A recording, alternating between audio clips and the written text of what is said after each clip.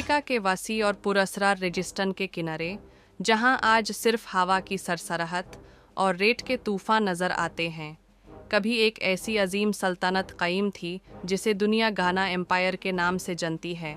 लेकिन उस वक्त इसका असल नाम वगादू था और गाना असल में बादशाह का लक़ाब होता था, जिसका मतलब था वॉर किंग यानी जंग का सरदार। ये सल्तनत तकरीबन 8 से 11th सेंचुरी तक अपनी शान और शौकत के उरूज पर रही और इसका इलाका आज के मॉरिटानिया, माली और कुछ हिस्सों में सेनेगल तक फैला हुआ था, जहाँ सुनीन के कौम ने अपनी हिकमत, तिजारती सोच और मजबूत निज़ाम के ज़रिए एक ऐसी इकोनॉमिक सुपर पावर तैयार की जो उस दौर के यूरोप के कई इलाकों से ज़्यादा अमीर थी।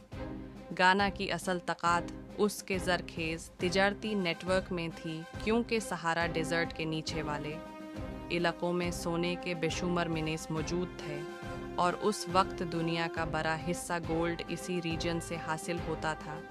जबकि नॉर्थ अफ्रीका में नमक की सख्त ज़रूरत होती थी, इसलिए एक अजीम ट्रांस सहारन ट्रेड नेटवर्क कायम हुआ, जहां अरब और बर्बर ताजिर लंबे काफलों की शक्ल में ऊँटों पर सवार होकर रेगिस्तान क्रॉस करते, नमक, रेशम, कपड़ा, घुलम और दूसरी अशिया लाते और बदले में घाना का सोना ले जाते।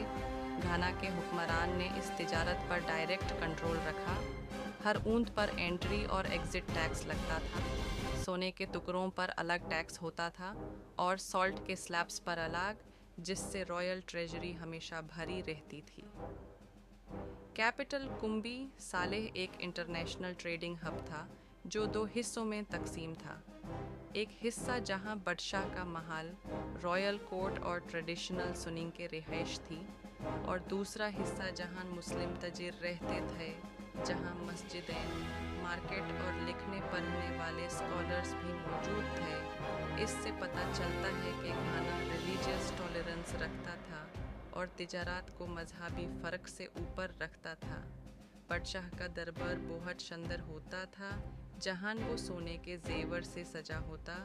उसके आसपास रॉयल गार्ड्स खड़े होते और उसके पास ट्रेंड फौज होती जो ट्रेड रूट्स को महफूज रखती थी। इस दौर में घाना सिर्फ इकोनॉमिक पावर नहीं बल्कि मिलिट्री पावर भी था। लेकिन हर उरूज का एक ज़वाल होता है। 11th सेंचुरी में क्लाइमेट चेंजेस, ट्रेड रूट्स के शिफ्ट होने और सियासी दबाव ने एम्पायर को कमज़ोर करना शुरू किया। ख़ास तौर पर अल-मोराविड मूवमेंट ने नॉर्थ अफ्रीका से प्रेशर डाला, जिससे तिजारत डिस्टर्ब हुई। जब गोल्ड का कंट्रोल धीरे धीरे कम हुआ और नए ट्रेड सेंटर्स उभार कर सामने आए, तो घाना की इकोनॉमिक बैकबोन टूटने लगी। इसी दौरान एक नई और ताकतवर सल्तनत उभरी जिसे दुनिया माली एम्पायर के नाम से जानती है, जिसने धीरे धीरे घाना के इलाकों पर कब्जा जमा लिया और ट्रेड नेटवर्क अपने कंट्रोल में कर लिया, और इस तरह एक वक्त की सबसे अमीर एम्पायर तारीख के सफ़ों में गुम हो गई। लेकिन कहानी यहीं ख़त्म नहीं होती, क्योंकि सदियों बाद जब मॉडर्न आर्कियोलॉजिस्ट्स ने सहारा के किनारे एक्सकवेशन की, तो पुराने शहरों के असर, मिट्टी के मकानात, तिजारती सिक्के और कल्चरल निशानियाँ मिली, जिन्होंने साबित किया कि घाना कोई अफसाना नहीं बल्कि एक हकीकी और मुनाज़्ज़म सुपर पावर थी। आज का मॉडर्न घाना अपना नाम इसी पुरानी अज़मत की याद में रखता है, ताकि दुनिया को याद रहे कि अफ्रीका की तारीख सिर्फ गुलामी या कॉलोनियलिज्म की कहानी नहीं, बल्कि इल्म, तिजारत, निज़ाम और दौलत की भी कहानी है।